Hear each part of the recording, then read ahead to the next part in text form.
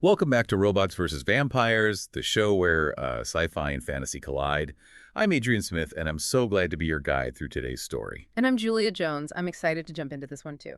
Today we're going deep into the Whispering Woods, a place where the trees, well, the trees themselves are holding on to ancient secrets. Interesting. And at the heart of this is Ashara, who is a dryad princess on the run from a power struggle within her own people. Her own kind. Yeah. What's really cool about this is it doesn't really present dryads as this perfectly harmonious society. You know what I mean? Yeah. Like it shows that there's conflict even amongst those deeply connected with nature. Like even they can be tempted by power, huh? Exactly. It's not just a personal thing either, right? Yeah. The story says she's missing these solstice rites. They're like super vital ceremonies that are tied to the elder oak, which is like the heart of the forest. So these rites are important for the whole forest, not just the dryads.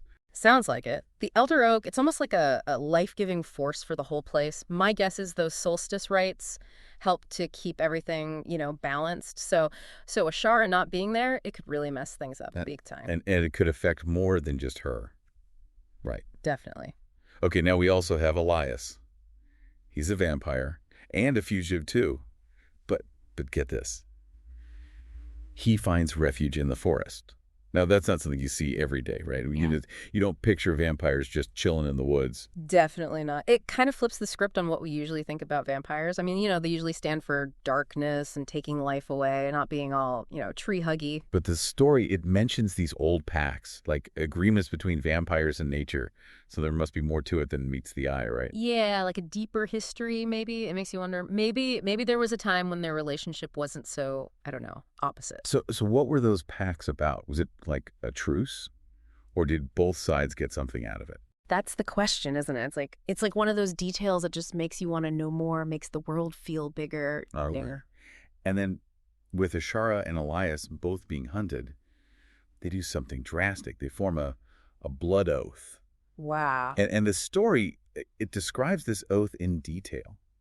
Ashara's roots intertwining with Elias's wrist, the taste of his blood. It's like their life forces are actually merging. It's more than just magic, It's almost like a symbol. Here's Ashara, this being of nature, and she's connecting herself to a creature who's, well, basically the opposite. It shows how desperate she is and how far she's willing to go to save herself and maybe the forest. And this blood oath takes them right into the heart of the Whispering Woods. Mm-hmm. But the woods, they're not just a setting. It's like they're alive. Literally. Right. Like sentient trees. The trees make fake trails to trick the hunters. They use their roots to trip them up. It's almost like the forest is protecting Ashara, its princess. Like it recognizes the danger she's in. Yeah. Maybe the forest feels that balance is really off. What with Ashara missing the rights and all, it's got to be sensing something's wrong. Yeah. And all this sentience just, I don't know, it makes the forest feel like there's more to it. Like it's more powerful than we think. Definitely. It hints at some deep magic, some real ancient power. It's not just a bunch of trees. It's like a whole, I don't know, web of energy or something. Spooky. Yeah. And kind of cool. But even with the forest's help, they're still in danger. One of the hunters manages to shoot Elias with a silver-tipped arrow. Ouch. Classic vampire weakness, right? But Ashara, with all her connection to the forest, she can't heal it. That's strange, isn't it? It shows that her magic has limits. She may command the power of the forest, but she can't, change the basic nature of a vampire. Yeah, that's a good point. And Elias, being a vampire, he actually resists her help at first. He's got that vampire pride. Doesn't want to seem weak. Exactly. But Ashara, she has to protect the forest, right? And maybe even Elias himself. So she does something really bold. She channels the power of the earth itself into him. It's described as this super intense moment, almost violent. Like she's pushing her magic beyond its normal limits. And you see the effect it has on the silver arrowhead. It blackens, crumbles, like it's being consumed by the earth's energy. That's got to be the blood oath, right? Like kicking in. It's not just a contract. It's like this trigger for change. And that earth magic flowing through Ashara and the oath, it starts to change Elias at his core. And it's not just a little change. His fangs retract. His eyes go from that blood red to like a smolder ember. It's like the core of what makes him a vampire is shifting. And the hunters, they're in for a shock. They thought they'd be facing a weakened vampire, right? But instead, they find Elias more powerful than before. He's infused with the earth's power and Ashara's magic. He's become something. something new, something they don't understand. So now the tables have turned. Ashara, with her command over the forest, the thorns, the vines, and Elias with his newfound power, they're ready to take on anyone who threatens the woods. And this battle, this clash, it's going to change everything for them. It's going to redefine their relationship and how they fit into the Whispering Woods. Yeah. This is going to be good. And those hunters, right, with their silver and whatever reasons they have for hunting, they are in for a big surprise. They totally underestimated the power of the Whispering Woods and what happens when Ashara and Elias work together. In this battle, it's not just about, who's stronger. It's like two different ways of thinking are clashing. How so? Well, you got the hunters on one side, right? Yeah. They see vampires as like the enemy, something you just got to kill. Right.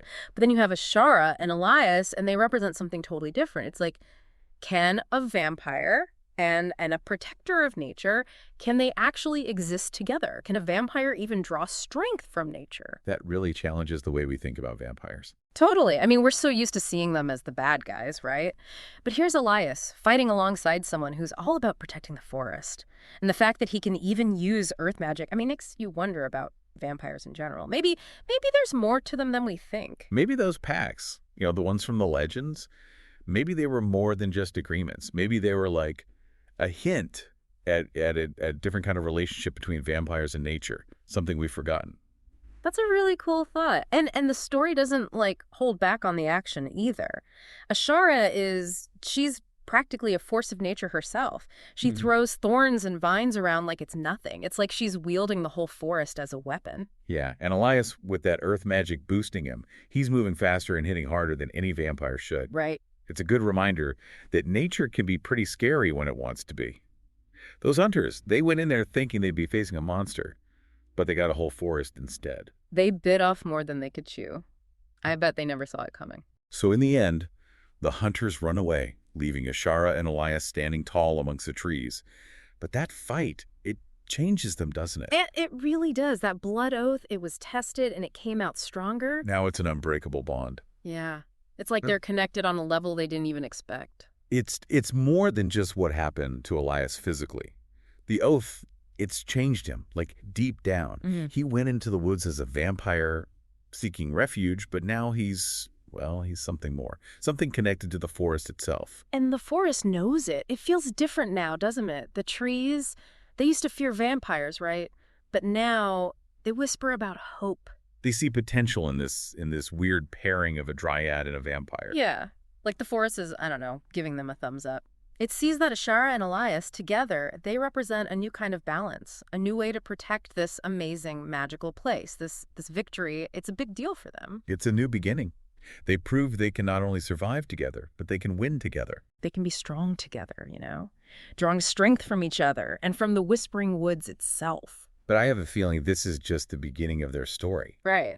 Absolutely. It feels like they won the battle, but the war's not over. Right. Like it's a win, for sure. But it's just the first step on a much longer road. They're not just protecting themselves now. Yeah. They got to protect the whole forest, the whole balance of this crazy place. Yeah. And this win, it actually makes things more dangerous for them, How so? Well, think about it. The hunters, they know about Elias and his transformation now. They know about this power he and Ashara have together. So they'll be back. Oh, they'll be back. And they'll probably bring friends, The question is, how do Ashara and Elias get ready for that? What do they do? Do they, stick with what dryads and vampires are good at? Or do they have to come up with something totally new using this combined power they have? That's the thing about surviving, isn't it? You gotta adapt. Like Ashara, she's so connected to the dryad traditions, the elder oak, all of that. But now she's linked to a vampire, a changed vampire, but still. Can she, make those two worlds fit together? Good question. And Elias. He's on a journey too, right? He's not the vampire he used to be. He gets his strength from the earth now. He's not weak to the same things. So what does that mean for him? Does he like this new version of himself? Yeah. Or does he miss who he was before? He can't go back though, right? Right. Their paths are totally intertwined now. That blood oath and this whole responsibility to protect the Whispering Woods. And don't forget, the forest itself is a player in all this. It's not just sitting there watching, It has its own power, its own agenda. Exactly. Will it help Ashara and Elias guide them? Or will it throw more obstacles their way, test their connection, see how committed they really are to protecting its secrets? That's the thing about the Whispering Woods, isn't it? We never know what it's going to do next. Nope. But this victory, it's like a signal, you know? It shows that things can change, that even ancient enemies can team up when they have to. And maybe it's more than that. Maybe it's like an invitation, a signal to other creatures out there, the good guys and the bad guys. Ooh, I like that. So will the Whispering Woods become a safe place? A place for those who don't fit in anywhere else? Or will it attract those who want to, I don't know, use that power for themselves? That's the big question, isn't it? The possibilities, they're endless. Right.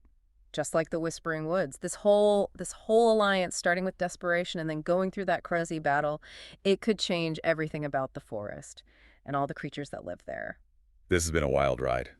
Right into the heart of the Whispering Woods. A story that shows us that even when things are dark, hope can pop up in the most unexpected places. Yeah. And sometimes the best way to be strong is to face the unknown, to make friend with those we thought were our enemies. And on that note, that's it for this episode of Robots vs. Vampires. Keep exploring those sci-fi and fantasy worlds, everyone. And remember, the best stories are the ones that make us question everything and leave us wanting more. So, until next time, happy reading.